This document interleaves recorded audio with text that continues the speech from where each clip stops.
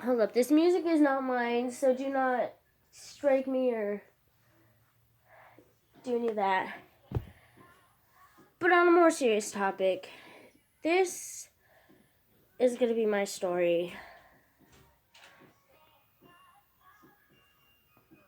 I don't really know how to tell anybody without crying, but I'm going to start when I turned 13. It was on my birthday.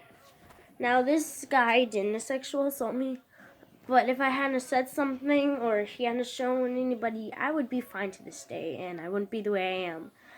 Here's my story.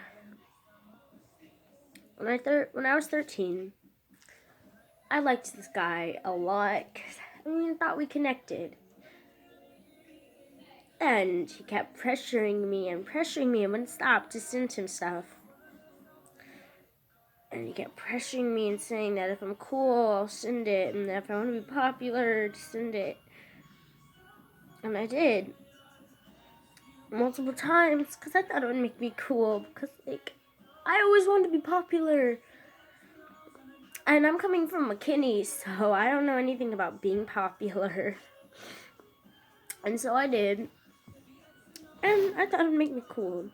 But he showed the whole entire school, and I think that's when this kind of started. I earned to be so popular and to have people like me to where I just did stuff without thinking. But this is not what it's about. This is on a more serious topic. I was a victim of sexual assault. Well, I think that's what you call it. I'm not sure. But it all happened in a church lock-in. It was around 10 p.m. We were playing games in the dark. And I guess I was stupid enough to be nice to him. And this guy was cute, I thought. Thought he was cute and funny. But while I was laying on the floor, because I got tagged to be a dead person, he kept touching me on my thighs and going higher.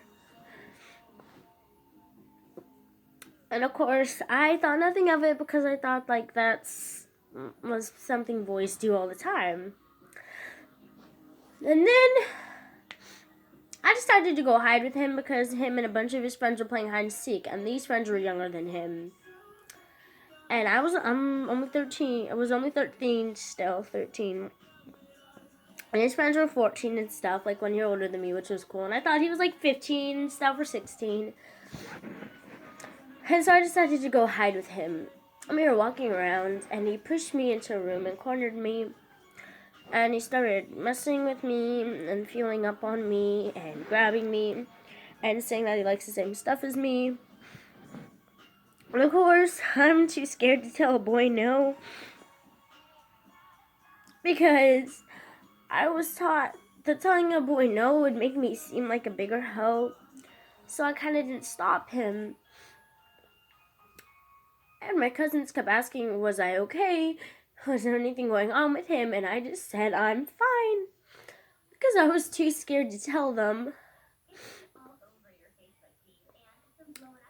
And she took it a little too far. Again, took me into a room, cornered me, and he started going lower and lower and hugging on me and stuff. And of course, when I went and told my family, he rushed out and drove away. Turns out he was 17 and I was only 13. And there was an officer there because she was watching us and I didn't want anybody to know. But I got around and every kid knew. And they kept asking if I was okay. And that night, I sat in the church chapel in the dark crying underneath the bench. And these boys, because they were like my older brothers, they kept asking me if I was okay, if anything else happened, and I just kept saying no. Because I didn't want anybody to know. And when it came out, they told the church pastor and they told the officer. And they were supposed to talk to my mom the next morning. But I just got in the car and she drove off because we had to go somewhere. And of course they called my grandma because my cousin was there. Then my grandma called my mom. And my mom just said that I did good. But I was too scared to tell anybody. Because I'm the type of person that can't tell a boy no, no matter how hard I try. And it sucks because I never thought that this could happen to me, especially not me of all people. And when my sister found out and my cousin found out, it was too late. And they kept saying that they're going to find him and they're going to jump him or do something. But it's never going to happen. And every night that I go to sleep, they think I've just forgotten about it. I haven't. I still remember it. I can still feel it when I go to sleep. I have nightmares about it. And I keep telling everybody I'm fine. But I'm not fine. I just don't want people to worry about me. Because I don't even care about myself. I care about everybody else.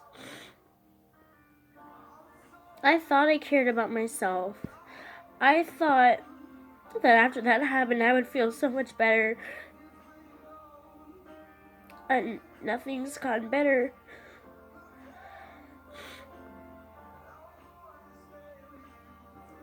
I still feel horrible about myself. I feel like it's my fault he did that. I blame myself. And everyone's like, don't blame yourself. It's not your fault. But what if it was? What if it is my fault? I've tried so hard to get over it, and I can't. And I know most of y'all say that you know what it's like. But I was only 13. 13, and I'm 14 now. I get this 1 year up. But I never thought it could happen to someone like me. That's why I cut my hair. I changed my nickname to Cat. I mean, yeah, I had that, but I cut my hair. I started dressing different. I started acting different. I used to be so sweet and so fun. But ever since him, he ruined me. He ruined any decency I had of myself. And I'm still a virgin, yeah, I'm lucky, but he was gonna rape me. But I just ran out of the room because I was scared and I almost fell down the stairs. And when I did fall, I just sat there crying and everyone's like, am I okay? Now, of course, I told my family and then, yeah. But if you ever need to talk, or any of y'all, if y'all ever need to talk to somebody about it, talk to me because I actually been through it. I just want people to care that I'm not okay. That I'm going through stuff, that I'm depressed, that I'm not okay. But I guess nobody cares enough to ask me anymore. But that's my story. Bye, Kit Kat bars.